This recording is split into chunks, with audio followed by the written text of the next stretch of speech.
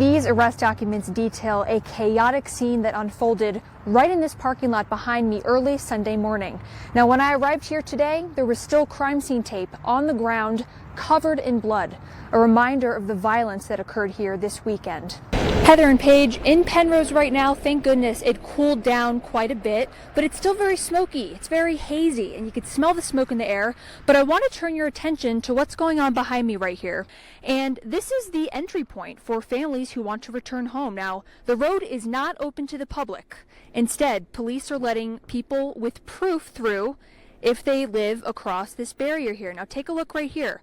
We have a man in a van right now. He also has his camper right in the back, and I don't know if you could see if Joe can zoom in, but we have chickens and ducks and all of his life packed up with him, and now he's returning home because he showed his license and he showed proof of residency. As you can see, take a look around me. It is absolutely wild out here. I almost just flew over. It has been gusty here since about noon. That's the time that I got here, and the gusts have only increased. There's been multiple times where I've had to take a break from what I'm doing, go back to my news car, and look in the mirror to actually take out sand and little pieces of debris out of my eyes. That's how sandy and windy it is today. Hopefully, the worst thing that happens is whatever is going on with my hair right now. Reporting live in Monument, I'm Samantha Hildebrandt, KRDO 13. Oh, you're doing a great job describing good job, the scene Samantha. out there, Samantha. Yeah. Very difficult. So the plan right now is to use these drones to quickly fly over high-risk areas and make sure everything's okay. Now, these drones, they're not flying over these areas yet, but the plan is to launch the program before summer starts. Diamond is doing okay, but friends and family tell me today that she will never be the same after that shooting in July. Now, today people gathered and there was a lot of emotion and a lot of support ahead of tomorrow's sentencing. Paige, take a look at this right now. I'm here on the property and the car is still here. Now, the homeowners told me that this car crashed onto their property early Saturday morning, crashing through a fence and landing on their patio, hitting their home. Heather, right here, the I-25 Speedway sits abandoned, quiet, and in complete disrepair. But I got to look inside with one of the new owners who tells me his big plans to bring this place back to life. Josh and Bryn, just an absolute tragedy behind me on I-25. We know that there are 4 people confirmed dead, 21 people in the hospital right now, and at least 30 vehicles involved in this crash behind me. I'm going to step out of the way so you can get a look at this. Now, we're waiting to learn more, but behind me, take a look at this. You could see multiple fire trucks, emergency responders. Heather, I'm here in Fountain where investigators say they seized thousands of images and videos from Marquez Parker's home. I came down here to try to talk to him today.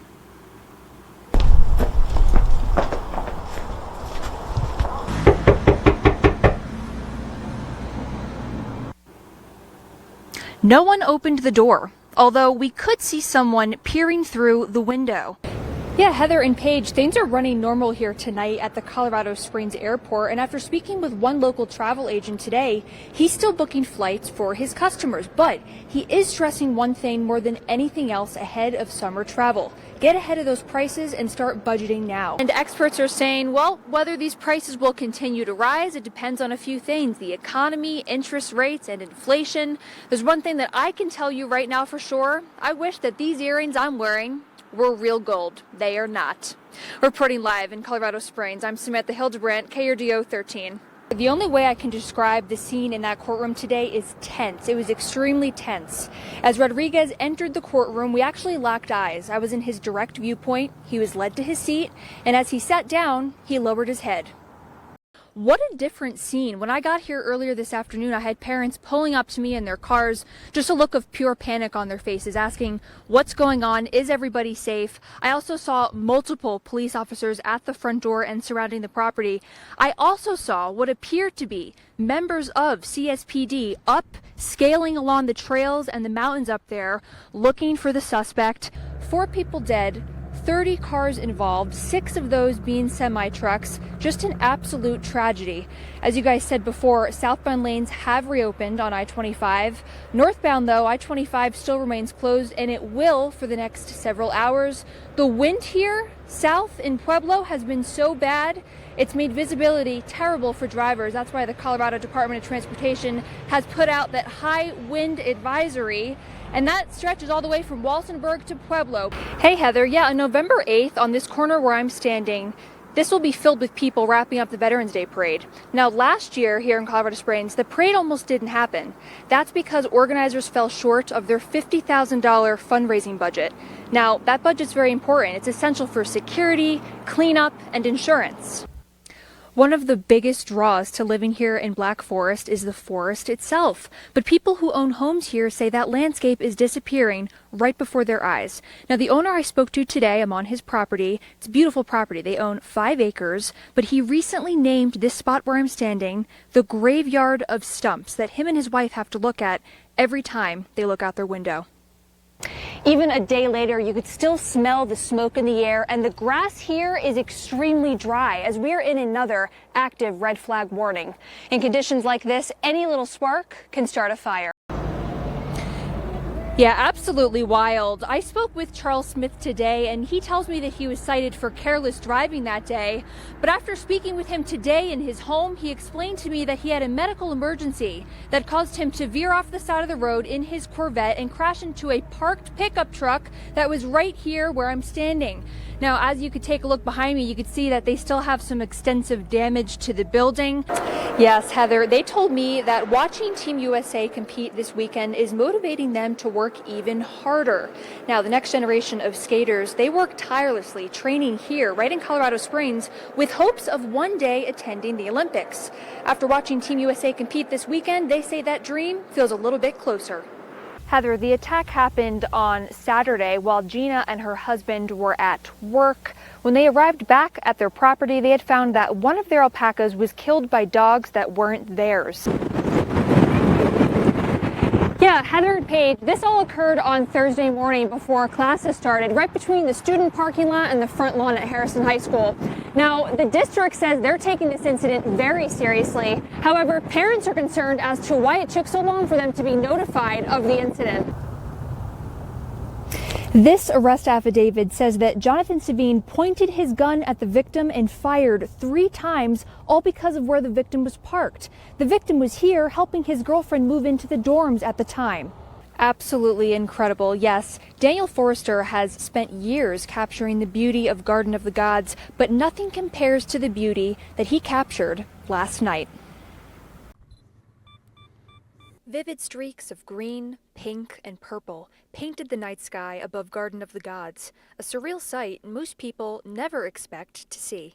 Local photographer Daniel Forster was standing right here in southern Colorado's slice of heaven, camera rolling, when the northern lights appeared over the red rocks. I went to bed and I posted it late, like 10:30. Usually don't do that on social media and get decent interaction, but I guess it was a pretty interesting thing. And I woke up this morning and it was like 80,000 likes, and I was like, what in the world? This is insane. Daniel says he never expected the photos to go viral, but more than the numbers, it was the emotion of the moment that stuck with him. I like making people smile, or like helping people, so it's cool to see that people enjoy something that I'm doing, so I really enjoy taking photos and sharing them. He tells me seeing the northern lights again in his favorite place felt like a gift. He's photographed countless photos here, but says this one was different. Now Daniel's photos are being shared across the country. He's even receiving dozens of messages asking for prints. I do get requests for prints, but this time it was off the chart. Like, it was so many requests. Yeah, it's the most ever, but obviously it's a big post, so it's the most viral post I've had, and yeah, I got a lot of requests, so it was great. He's inspiring thousands to look up and appreciate the beauty that can appear when you least expect it. There were 3 major crashes that occurred on Powers Boulevard on Saturday, but the crash that occurred here near Powers and Platt was the only one that turned deadly. Well, the woman who died, her name was Jennifer Hooper. Today, I got to sit down with her parents, Michael and Linda, inside their home, where they're surrounded by memories of their daughter, who they say was taken far too soon. There's There's nothing you can say. Just, keep praying. Inside their home, time feels frozen. Photo albums sit open. Jennifer, at different ages, smiling back at the family who loved her. The silence is overwhelming, broken only by phone calls to loved ones, the ticking of a clock, and quiet sobs as they try to process a loss that still doesn't feel real. Police say Jennifer was killed after an SUV crossed the median on North Powers Boulevard near East Platte Avenue and struck her vehicle head-on. It was one of the most devastating things we could ever hear, to lose our daughter like this and to leave a husband and 3 small kids at home. She was rushed to the hospital in critical condition and later pronounced dead. I just hope to God no other parent has to go through this once, let alone twice. Michael and Linda say the pain is compounded by a loss they've already endured, the death of their son in 1998 when he was just 21 years old. They describe Jennifer as a daughter, a mother, a friend, someone whose presence filled every room she entered. And it's so sad to see her go like this. What looks like a 1974 boat behind me is actually a 1994 Volvo 960. Now, the man behind the wheel said this all started out as a crazy idea that ended up actually working.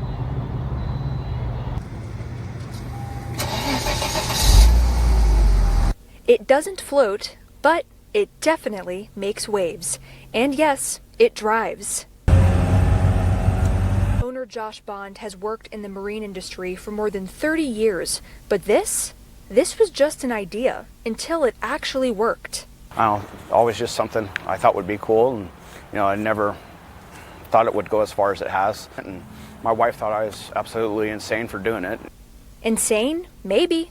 But sometimes the best ideas start that way. The boat keeps its original 1974 paint, and while Bond may be the captain, he says it took a crew to bring it together.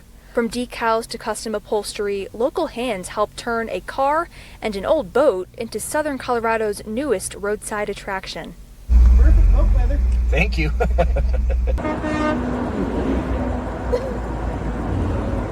And the reactions? That might be the best part. That is really neat. Thank you. I bet you get a lot of looks. We have been. Have a good day. The most important thing that that I've noticed is just the smiles it puts on everybody's faces. I didn't really expect the attention. I wasn't going out for the attention. Like I said, I just wanted something different. From stoplights to parking lots, drivers are doing double takes and reaching for their phones. And after taking it for a spin ourselves, I can confirm it rides like a car, even if it looks ready to sail. Now, while Josh did tell me he got stopped by police early on, the boat car is now fully legal and on the road, and he's enjoying the ride and all the smiles he's receiving along the way. Reporting in Pueblo, I'm Samantha Hildebrandt, KRDO 13.